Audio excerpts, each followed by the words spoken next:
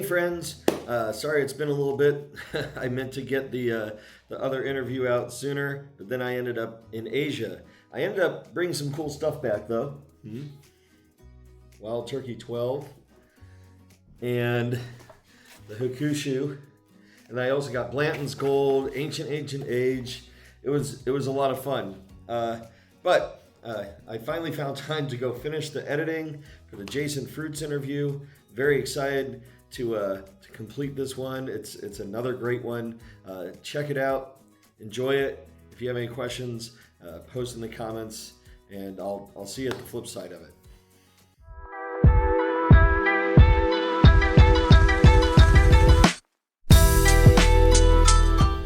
So your background really isn't as a master distiller. So, not at all. Not even close. How did you become a master distiller? Like, what led you to taking that role? And how do you feel that you were, I'm guessing you don't, but how did you feel that you were prepared for it, other than your attention to detail? Not at all. I mean, and the master distiller thing is usually something somebody else gives you. I mean, that's what people have kind of been. So it's like a dog and pony show. I am the chief distiller here, if that makes any sense, and a master hardly, but it's been 10 years. I don't think it's long enough. Distiller. I'm the only distiller, exactly. So my brothers help me sometimes, but yeah, pretty much. Attention to detail, I'm just kind of a nerd. I always say idiot savant anyway, so 98% idiot and 2% savant. So school's always been pretty easy for me, so it's easy to I learn things very easily, you know what I mean? So that definitely helped out, as far as, because the chemistry and the science behind this, this operation back here is not that complex, but like all things, we can make it as complex as we want to, you know what I mean? So sometimes I do have to be like, okay, yeah, exactly. It's like, come on, you're making it harder than it needs to be. Let's just keep this thing at, first principles, and yeah, very cool. So, yeah. Sweet. Yeah. So you just said, okay, well, I'll do the distillation because I get what needs to happen. Well, yeah, I mean, and there was some, so at the time it was my brothers, and I teasingly joked that my older brother, I don't even know if he can read. He can absolutely read, but I bought a bunch of these, so I was just doing research on distillation, modern distillation, and bought all these first edition distillation manuals from the UK, and was just literally just, and I'd pass them to my brothers, and they'd be like, sure. You got this, dude. I'd be like, oh, I see how this is going. Yeah, exactly. Yes, exactly. And I was like, oh, I see how this is going. You two are totally going to just let me. And that's how it was. It was good. So yeah, it's a good dynamic there. Cool. So yeah. So how did you craft your mash bill? And given that, so a lot of that has it changed over time? Not really. I mean, zero really. I mean, we have new mash bills, right? Yeah. And you've got you've got your whiskey. Yeah, we've got a couple whiskeys. Your sweet corn. You've got your regular bourbon. Yep. So 80-20, 80% corn, 20% soft red winter wheat is our main bourbon. That's probably what we make 95% of. I mean, that's our volume. Regular corn. Yellow number 2, exactly. We have the sweet corn. So I always joke mash bills were super, almost idiotically simple, because we're steered in a certain direction by the BAM manual, which is the beverage alcohol manual that the TTB puts out. So that's the rules for bourbon, right? The rules for corn whiskey, the rules for single malts, blah, blah, blah, all those things. Yeah. So you really kind of have this, basically this architecture, and you kind of have to work within the walls of that. Yeah. And, so how our bourbon came to, we had corn and wheat. That was the first two things. Yeah. I was waiting on barley. And, I'd go around to my mentors, and they'd be like, what are you doing? Turn that bad boy on and get busy. And I'd be like, well, what if then they're like, you just got to go. You know what I mean? So one of the biggest stories that I always tell, one of the things that steered our 80-20 is, I didn't actually really, I wasn't for sure if I wanted to make a white whiskey. Does that make sense? Like a corn whiskey or a white whiskey? Yeah. And when I started looking into the rules, in a white whiskey, it says, it's been a while since I looked at this, but I'm pretty sure this is still correct, because the BAM changes. It says, must touch white oak. And corn whiskey says, and if, which basically is lawyer speak for doesn't have to. So our corn whiskey, our clear spirit, never touches a barrel, it just gets cut in half, goes right into a bottle. So we're, And so then I learned how other people in the industry make their white whiskeys, and it's by sticking like a white oak popsicle stick in there, and that meets the requirements. And I was like, I mean, that touches it. It meets the laws. There's nothing wrong with that. I just was like, that's dumb. And so it looks like I'm doing a corn whiskey. So that was the 80-20. A corn whiskey has to be at least 80% corn. So that led the first mash bill, and the new make was awesome. And I got great reviews on our basically distillate when we were first doing everything. They're like, this is freaking amazing, dude. And I was like, well, will it make good bourbon? And they're all like, no idea. And I was like, oh God, you know what I mean? Like, oh my God. So put it in a barrel, you know what I mean? And let's wait and see. And then, so that's basically how they all came. The sweet corn, it's 100% sweet corn, man. There's nothing complicated about that. Probably our single malt is the most, I always say it's the most elegant thing I make, but it's probably the most complicated. Because that's not just grain. No, it's all malted barley. Caleb Machalke at Sugar Creek Malting Company malts that and smokes it for me. He does an awesome job. Our Wabash Cannonball, which is an American whiskey, is 50% sorghum, 50% millet. I'm pretty sure I'm the only one still that has ever made that combination on the planet ever, well, at least commercially. I'm sure somebody has goofed around with it. It was just 50-50. It was easy. You know what I mean? I was like, oh, that makes the mash. Try this. I never get too crazy. You know what I mean? It's not. I feel like a lot of the mash bills in the industry are very conservative because they all very closely mirror the same things we've been doing for like 150 years. You know what I mean? And they're so stuck in tradition, which why wouldn't you be? You're talking about billion-dollar companies that sell all the whiskeys and they make great whiskeys. You know what I mean? Why would you change the recipe? You know what I mean? Right. So it works. Yeah. It ain't broke. Exactly. Don't fix it. You got it. Yeah. So that is, I think, is probably the coolest thing that we in the family do here at Old 55 is I don't have to be inside the box in any way, shape. I actually think that's our biggest strength is that I don't follow any. You know what I mean? I tell people all the time. There's nothing. Your own boss. Well, we don't absolutely, and we don't do any. I don't answer to anything. I answer to one person, my dad, who doesn't drink, and is like, "You got this. You know what you're doing." I mean, 10 years in, he's like, "Dude, if I have a big business decision, I always go to my dad. Right? It's just kind of a common thing." And he's like, "Why are you asking me?" And I'm like, well, I mean, you're the boss. And he's like, no, I'm not. You're the boss, you know. But I'm like, well, I want your opinion, and he's going to give it, and he's going to give me great advice, you know what I mean. But he's like, you already know the answer. You got this. Go. Yeah. You know what I mean. So speaking of that, because you can go in any direction. You've got what you have right now, which people love. Yeah. So what kind of experiments have you tried? So we're kind of getting into the agronomy side of things. So we've got some specialty corns that are weird. What's agronomy? So just like the agricultural side, you know what I mean? Like growing some different corns. Okay. And they're weird corns. They're corns that nobody else has access to. Okay. Popweaver popcorn.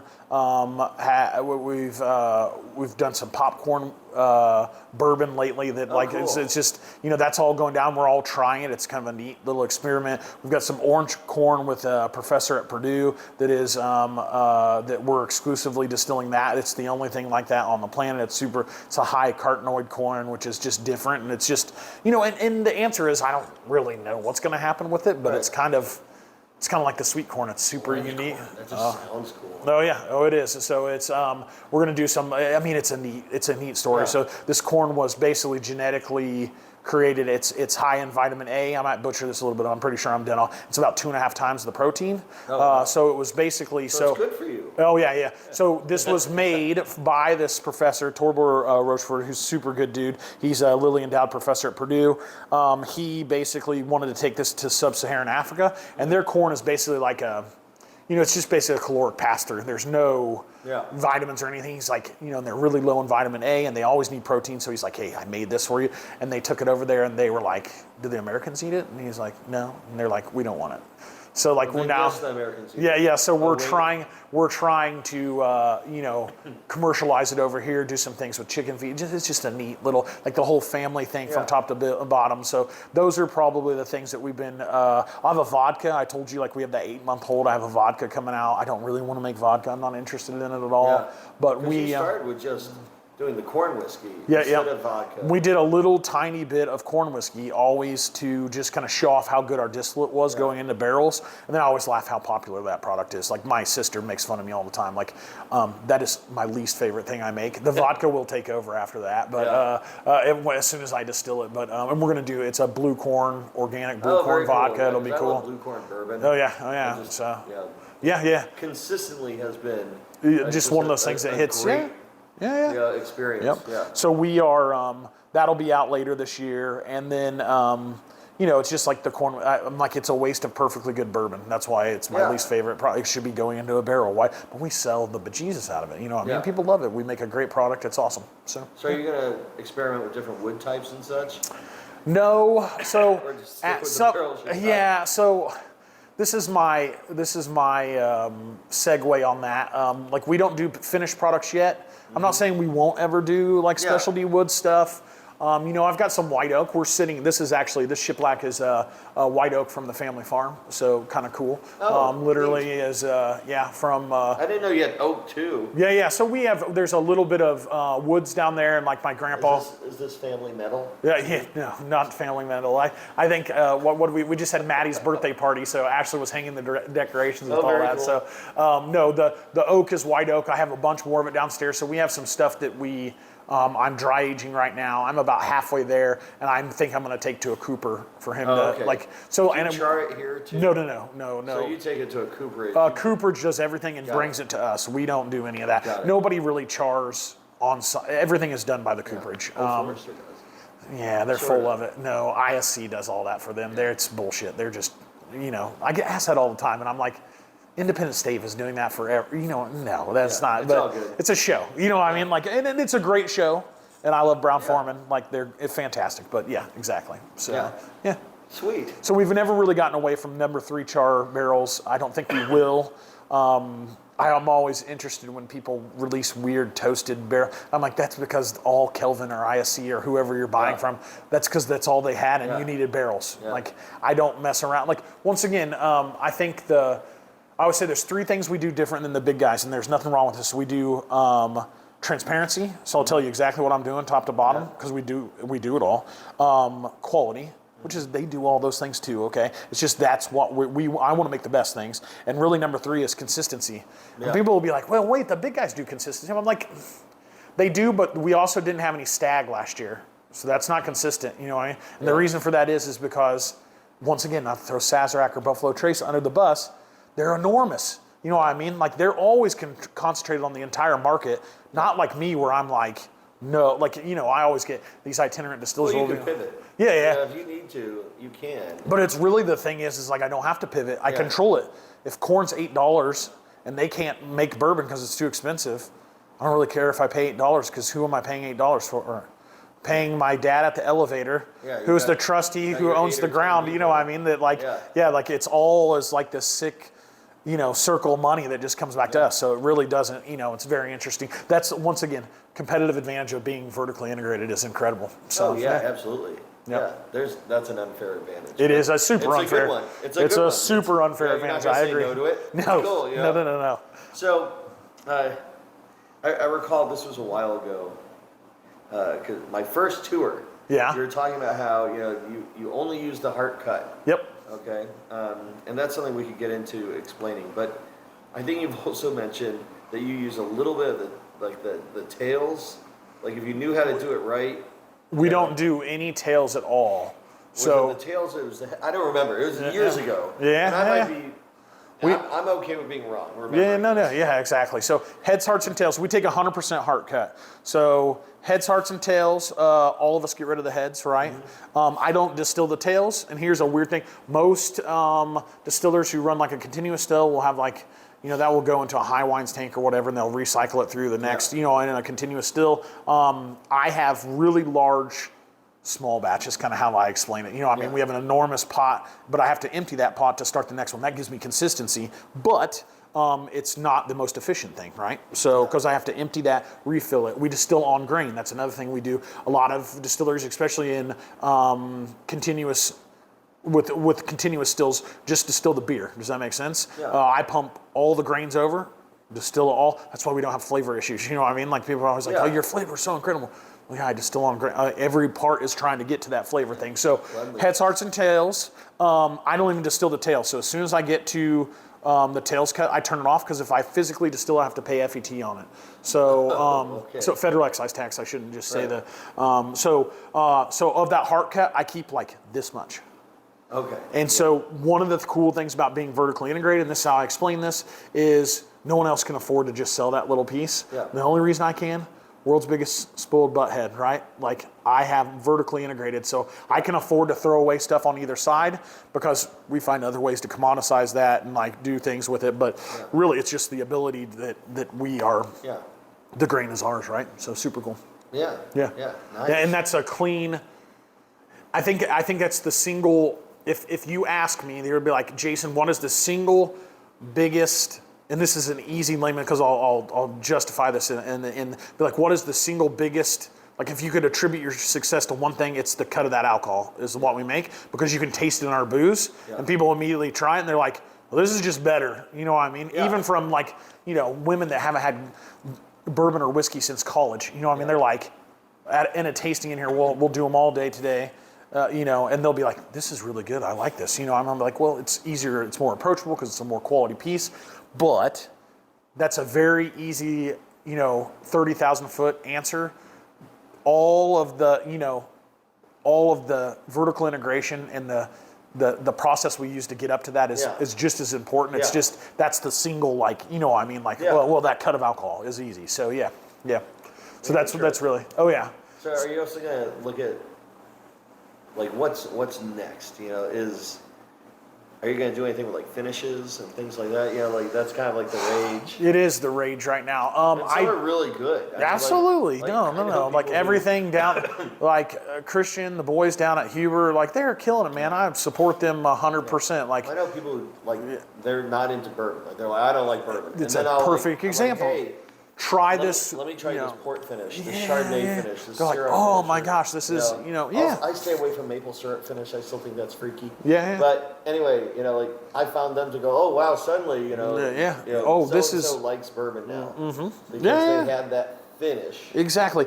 I never say I won't do anything. It's not on the plans right now to finish anything. You know what I mean? So I can't keep up with my standard product the way it is. You know what I mean? Like, but I appreciate that. You know what I mean? I can get behind that. So yeah. So I'm not sure you ever told me. Are you sweet mash or are you sweet mash? Sweet mash everything. Okay. So always start with fresh water. Because if you start with a whole new batch every single time, you're not Nope. Yeah. And so there's nothing wrong with sour mashing. It's more efficient, right? So so almost, and a lot of people don't understand this, most of the big guys, most people running a Vendome like continuous still are sour mashing because it's just they never turn that bad boy off. You know what I mean? It's super efficient. It's awesome. It makes great whiskey. There's nothing wrong with that. We sweet mash once again for of those three, it's consistency. Because I have fresh water every single time. I want the best ingredients going into it. I want the best corn. We're in God's country for corn, the best corn on the planet. You know what I mean? Like I have the best inputs, which will hopefully get me the best output. You know what I mean? So we're going to spare no expense to make that happen. So yeah. Sure thing. Yeah. So you're at 10 years. Mm-hmm. Congratulations. Thank you. Pretty crazy. 10 years from now. Yeah. Where do you think you want to be? Ooh, that's a great question. Caught up with production. Not so anal retentive that I've handed some stuff off, maybe. And I've got some nephews and nieces and everybody else. Like, that's crazy to think about. We were talking about Owen, my 12-year-old, he'll be 22.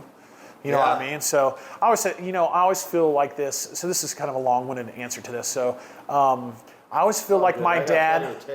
I feel like my dad and, like my siblings and I are playing like 4D chess, and most people are playing Connect 4 in the business world. It's just like, the next low-lying fruit, like, this is easy money. And I'm like, I always joke, I'm like, I don't know what easy money is. You know what I mean? Like we do. And so we get this question now with all the success of like, who's going to take over?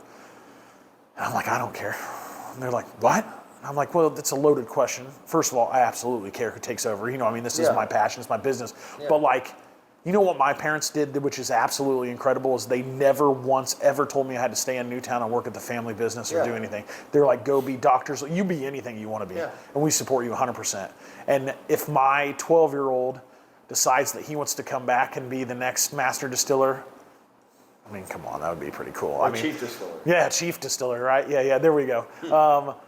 That would be incredible, right? As a dad, like I mean, of course you want to hang out with your son all day and watch him grow and do his own things and support him, but if he also, like, why would I, at the same, like I always say this, like, why would I pigeonhole him in that? Like, he could make the next artificial heart, I mean, he could do, there's a million things that he could do that could benefit humanity, but, what's incredible is, and I think you understand this, and I think this resonates with people because it resonates with me, is, you have this incredible safety net, what I mean? That is like, listen, we have these things that you can come back to, but also, like, I want to fully invest in him to, like, and all my kids and all my nieces and nephews and all my great grandkids to come and my great nieces and nephews. I want them to have those same opportunities that my grandparents and my parents, so, like, support them in anything that they do to build the next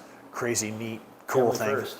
Yeah. And it's just, it's like payback. Does that make sense? It's me paying back. It's legacy. That's what I say. That's why I label it as. It's legacy. Like, I never understood when I was a kid why my dad worked so hard, because I was a spoiled asshole, I mean, and I wasn't, I mean, I was a good kid, but like, like, you just don't understand what these people are sacrificing, and now. When you're a kid. Yeah. It's hard to understand. Yeah, absolutely, but it's like, even, just being so ignorant to, like, the bigger world and, like, and naive, all because that was afforded you, I mean, that's a pretty cool thing, and, like, I love being able to do that. Like, I love, being able to teach those lessons to my kids and, like, to my nieces and nephews, and them see it, and it's just cool. You know what I mean? So so 10 years from now, production, more awesome products.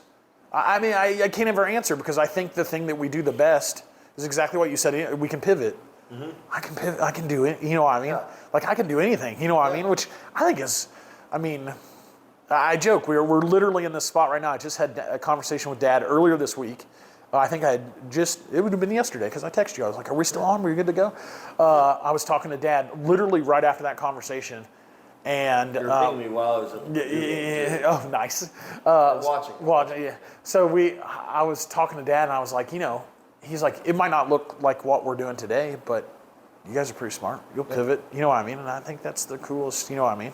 It's, you never want to sit back on your...